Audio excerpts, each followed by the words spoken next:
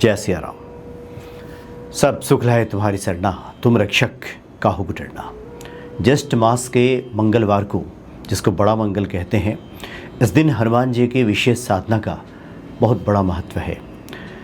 इस दिन साधना से भक्त के भीतर ओज और तेजस्विता की वृद्धि होती है, श्रेय की वृद्धि होती है, व्यक्ति के कार्यों में सफलता प्राप्त होती है।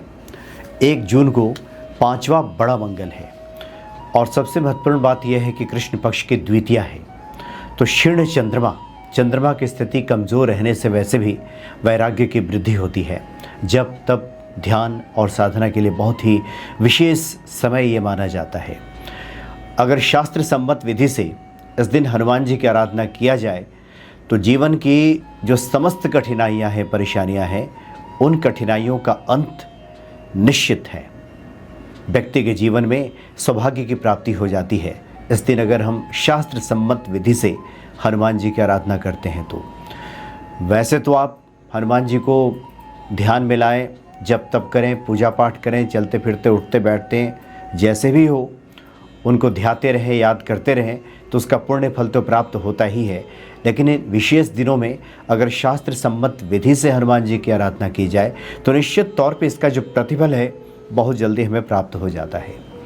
एक संक्षिप्त पूजा विधि की हम बात करेंगे और एक मंत्र साधना की हम बात करेंगे। 11 दिन, 21 दिन या 40 दिनों तक इस मंत्र की साधना करने से, प्रतिदिन 11 माला का जप करने मात्र से मनुष्य के जीवन में आ रही जो तमाम रुकावटें हैं, बाधाएं हैं, वो दूर हो जाती हैं। सौभाग्य की वृद्धि होती है, धन धान्य की कमी नहीं रहती और मनुष्य की जो आवश्यकताएं, तमाम आवश्यकताएं हैं इस जीवन को चलाने के लिए, उन आवश्यकताओं की पूर्ति हो जाती है।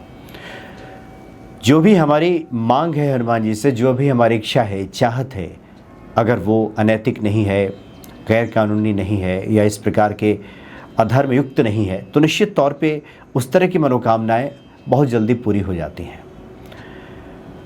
90 दिनों के भीतर इसका जो शुभ परिणाम है देखने को मिल ही जाता है। बहुत से ऐसे साधक हैं जो अपना अनुभव बताते हैं कि 11 दिन 21 दिनों में ही इसका जो लक्षण है परिलक्षित होने लगता है। शुभ फलों की प्राप्ति की ओर व्यक्ति बढ़ता हुआ खुद को देखता है, उसका संकेत मिलना शुरू हो जाता है। ऐसा ये अद्भुत और चमत्कारिक मंत्र है। तो सबसे पहले जो 1 जून को बड़ा मंगल है, 5वां बड़ा मंगल, और जैसा कि हमने कहा कि कृष्ण पक्ष का द्वितीया तिथि होगी, तो उस दिन वैसे भी आप जो ध्यान साधना करेंगे उस दिन ध्यान में मन लगेगा, हनुमान जी के प्रति ये भक्ति बढ़ेगी और मन की जो चंचलता है वैसे भी इस दिन कम रहेगी। तो पूजा पाठ में ध्यान लगेगा और उस ध्यान का जो फल है वो मिलेगा। तो सूर्योदय के समय स्नान करके भगवान सूर्य को जल अर्पित किया जाए। जल अर्घ्य देने के बाद हनुमान जी के सामने पूरी तैयारी के साथ बैठ जाए। तैयारी का तात्पर्य यहाँ पे यह है कि स्वच्छ वस्त्र पहन लें, लाल आसन बिछा लें, जहाँ पे हनुमान जी विराजित हैं, जहाँ पे राम दरबार विराजित है, वहाँ पे जल का पात्र और दीप जला करके हनुमान जी को जो उनका प्रिय भोग है, वैसे तो ऋतु फल, उस ऋतु में जो भी फल हमें मिलता है, जिस ऋतु में हम पूजा कर रहे हैं, वो कुछ भी हम अर्पित करें हनुमान जी प्रसन्न हो जाते हैं। लेकिन हनुमान जी को केले का भोग अति प्रिय बताया गया है, तो केले का भोग अर्पित करना चाहिए।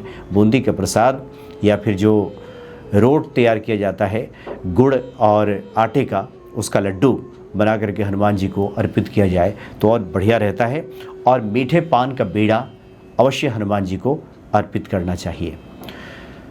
तो ये पूजा करने के बाद कम से कम 7 बार हनुमान चालीसा का पाठ अवश्य करना चाहिए। बहुत ज़्यादा परेशानी है तो कम से कम 1 बार हनुमान अष्टक का और 1 बार बजरंग बाण का पाठ भी कर लेना चाहिए। अगर आपके घर में हनुमान जी विग्रह रूप में विराजित हैं तो उनको चोला अर्पित करें। अगर विग्रह रूप नहीं है, तस्वीर है कोई, तो उसके बाद सिंदूर का टीका, रोली, चंदन, सिंदूर का टीका हनुमान जी को लगाया जाता है। आपके घर में जो सर्व फलदायी हनुमान यंत्र आपने स्थापित किया है तो उसका पूजन अवश्य करें, क्योंकि वो साक्षात हनुमान जी का स्वरूप है, जागृत स्वरूप है। और जो भी हम मंत्र जप करते हैं, पाठ करते हैं, वो अपने में अवशोषित करता है और उसकी फिर ऊर्जा जो है, आभा है, पूरे घर में हमेशा छिटकती रहती है। इसलिए यंत्र की विशेष महिमा गाई गई है। जिस घर में हनुमान जी का यंत्र रहता है वहाँ पे कभी भी दुर्भाग्य कदम नहीं रखता। ऐसे घरों में सौभाग्य की वृद्धि होती है। ऐसे घरों में कभी भी इस प्रकार की अप्रिय बातें देखने को नहीं मिलती। घर में मेल मिलाप देखने को मिलता है। सौभाग्य की वृद्धि हमेशा होती रहती है जिस घर में हनुमान जी का यंत्र स्थापित रहता है। तो हनुमान जी का यंत्र आपने स्थापित किया है तो वहाँ भी थोड़ा सिंदूर अर्पित करके, पुष्प अर्पित करके हनुमान यंत्र की भी पूजा कर लें। और 7 बार हनुमान चालीसा, 1 बार हनुमान अष्टक और 1 बार बजरंग बाण का पाठ कर लें। समय हो तो सुंदरकांड का पाठ कर लिया जाए तो अति उत्तम होता है। और उसके बाद हनुमान जी का एक विशेष ये मंत्र है। ये जो मंत्र साधना है 11 दिन या 21 दिन या 40 दिन, जितने दिनों में हम कर सकते हों। यहाँ तात्पर्य यह है कि हमारी साधना खंडित ना हो। बहुत लंबी साधना करने के बाद और बहुत लंबा अनुष्ठान लेने के बाद, संकल्प लेने के बाद बीच में कुछ इस प्रकार के व्यवधान आ जाते हैं अगर हमारा साधना का अभ्यास नहीं है तो। इसलिए छोटी छोटी साधनाएं करना बढ़िया रहता है। 11 दिन की साधना सबसे बढ़िया है। इतने दिनों तक व्यक्ति अपने को संयमित रख सकता है, कहीं इधर उधर की यात्रा से खुद को अलग रख सकता है। अब कोई 21 दिन 40 दिन की साधना कर ले और बीच में पता चला कि उसकी साधना ही भंग हो गई, संकल्प ही टूट गया। तो छोटे छोटे संकल्प लिए जाएं और लगता है कि साधना का हमारा अभ्यास है, तब लंबी साधनाएं की जाती हैं कुछ विशेष फलों की प्राप्ति के लिए। तो 11 दिन 21 दिन या 40 दिनों का एक संकल्प ले लें, जो भी जीवन में परेशानी है हनुमान जी के सामने कहते हुए। और उसके बाद 11 माला, एक विशेष मंत्र है हनुमान जी का, और इस मंत्र से प्रभु राम की भी कृपा भक्तों को प्राप्त हो जाती है। और ये मंत्र है ओम ऐं भ्रीम हनुमते श्री राम दूताय नमः। एक बार पुनः सुन लें, ओम ऐं भ्रीम हनुमते श्री राम दूताय नमः। 11 माला करना है आपको प्रतिदिन लगातार। ऐसा नहीं कि अगला जब आएगा बड़ा मंगल तब नहीं, बड़े मंगल से शुरुआत करें और लगातार 11 दिन तक या 21 दिनों तक जो भी आपने संकल्प लिया है उसके अनुसार प्रतिदिन 11 माला का जप करें। और मंगलवार को और शनिवार को हनुमान जी के मंदिर में जाकर कम से कम 1 माला या 11 बार भी इस मंत्र का अगर जप किया जाता है हनुमान जी के सामने तो उसका भी शुभ फल प्राप्त हो जाता है और बाधाएं दूर हो जाती हैं।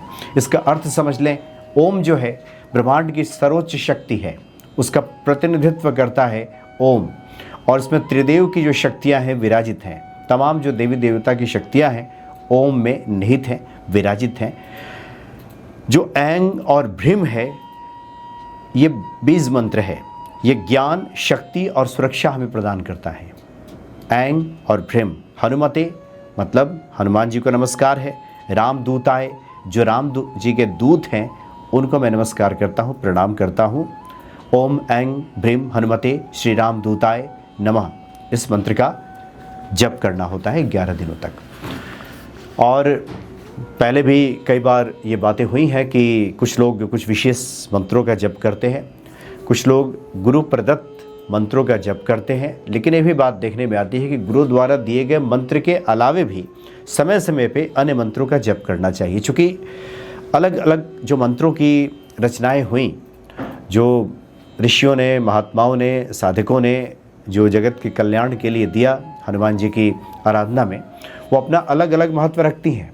और कई बार कुछ विशेष मंत्र ऐसे होते हैं कि अलग अलग कामनाओं के लिए, अलग अलग साधनों के लिए वो विशेष फलदायी बन जाते हैं। वैसे तो सभी मंत्र, सभी पाठ सब कुछ प्रदान करने वाले होते हैं, लेकिन अनुभव में एक बातें देखी गई हैं कि कुछ विशेष मंत्र कुछ विशेष लोगों के लिए ज़्यादा फलदायी हो जाता है।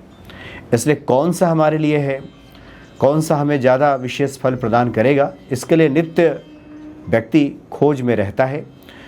व्यक्ति की जो बाधाएं, कहीं जो परेशानियां हैं, कुछ चीज़ें अटकी हुई हैं, कुछ विशेष चीज़ों से ठीक हो जाती हैं। कई बार बड़ी बड़ी साधनाएं व्यक्ति करता है और चीज़ें ठीक नहीं होती, और कुछ छोटे उपाय भी अगर किसी सिद्ध महात्मा द्वारा मिल गया, किसी ने बता दिया, वो करने के बाद कल्याण हो जाता है।